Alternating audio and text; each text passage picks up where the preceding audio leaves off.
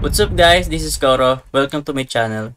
Nag-share ako ng opinions ko, experiences at iba pa na related sa crypto, NFT or Web3 projects.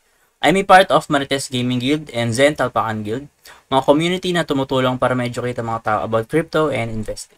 Hindi kami mga financial advisors at nandito lang kami para tumulong sa inyo. Mandatory pa din na you do your own diligence. So without further ado, let's dive right in.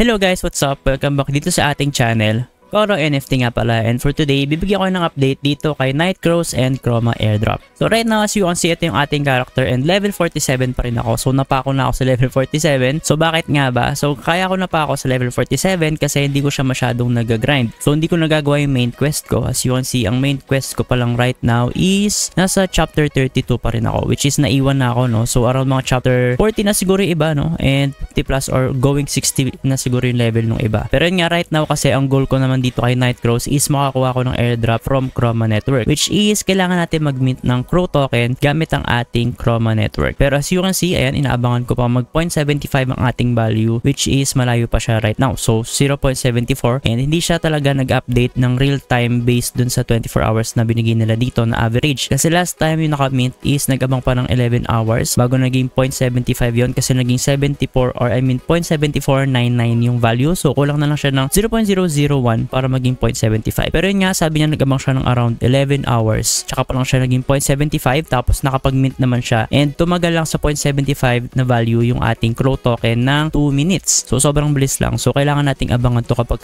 lumapit na siya sa 0.75, katulad dati na 0.7499. So abangan natin siya. Kailangan nating abangan kahit umabot tayo ng 11 hours din, no? Okay lang, basta makapag-mint tayo. Kasi guys, malapit na mag-end yung event natin dito kay Chroma. So pakita ko lang sa inyo. So yan, as you can see, ito yung event duration natin, and mag-end siya ng June 28, which is parang roughly 1 month plus na lang from now, no, na nire-record ko to. And yun nga, hindi pa ako nakapag-mint, as you can see, hindi pa ako eligible. So you're not yet eligible. Tapos 100k tokens kasi ipapamigay guys. Sobrang laki niyan para sa akin. Lalo na guys, yung ang airdrop nito ni Chroma is nag-increase. So itong allocation dito is hindi naman na siya nag-increase kasi fixed na 100k na siya. Pero doon sa mismong tokenomics nila is nag-iba, and then gusto kong pakita rin yun sa inyo. So kahapon guys, merong nirelease si Chroma Network na medium. So dito sa article na to, or sa medium na to, meron silang TLDR. So meaning to is parang summary, too long didn't read. So nakalagay naman dito na from dati hindi nila dapat imimint lahat, pero ngayon in TGE imimint na nila lahat ng KRO tokens. So meaning ang ating circulating supply is max supply na rin agad. So dati 7%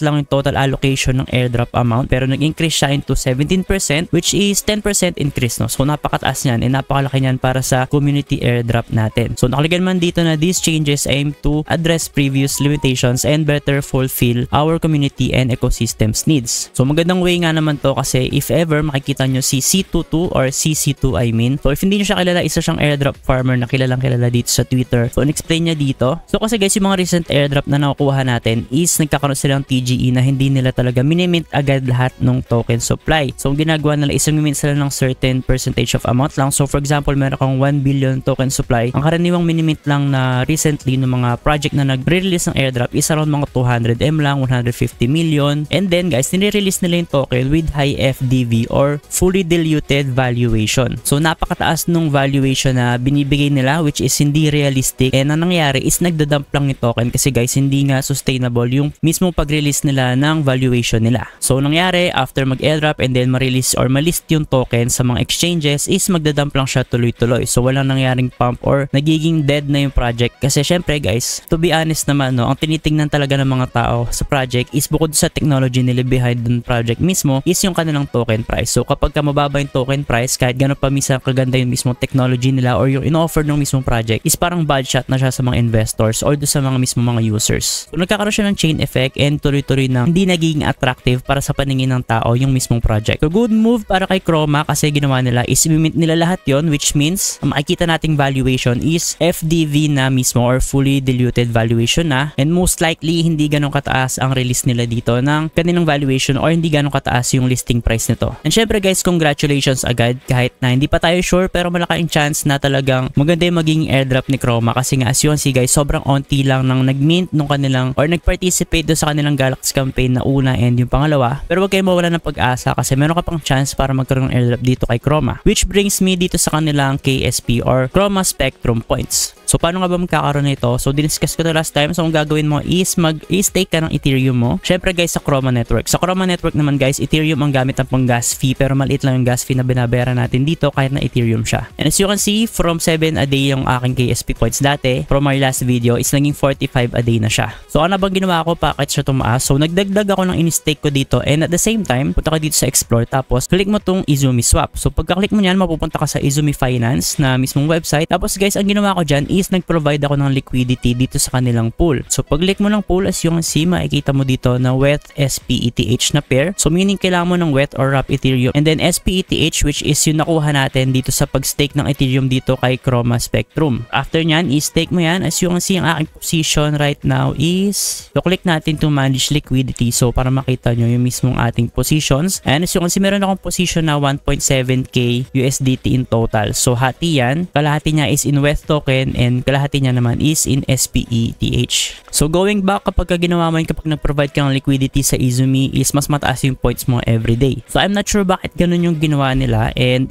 medyo nagsisisi ako kasi nga hindi ako nakapag-provide agad ng liquidity doon. So maraming nasayang na araw na hindi ako 45 per day. So mga early days ko is around mga 7 a day lang ako, no? So sayang naman yung nawala sa akin na 30 plus a day. Pero okay lang kasi mahabol natin yan, and hanggang June pa naman yung staking natin dito hanggang kanilang TGE or token generation event. And guys, as you can see, pag hinover mo dito sa parang information nila, nakalagay man dito na the KSP earned can later be exchanged for KRO tokens or Chroma tokens. Para sa exchange rate natin or ratio, hindi ko pa alam, pero ang hula ko dito is divided by 100. So for example, meron akong 365, siguro ang equivalent nito is 3.6 Chroma tokens. Pero speculation ko lang yon, and hula ko lang yon guys. Kasi ulitin ko, ang Chroma network or ang Chroma token is meron lang 50 million na supply. So mababa lang yon, kaya expect natin na mababa lang din yung magiging palitan natin dito sa ratio, pero at the same time malaki yung magiging token price nito kasi nga 50 million lang yung kanilang supply. So mas mataas yung magiging listing price nito compared do sa mga iba na 0 point something yung mismong magiging token price. So gaya ng sabi ko last time, meron tayong nakuhang internal info dito na ang kanilang last pre-sale is umabot ng $13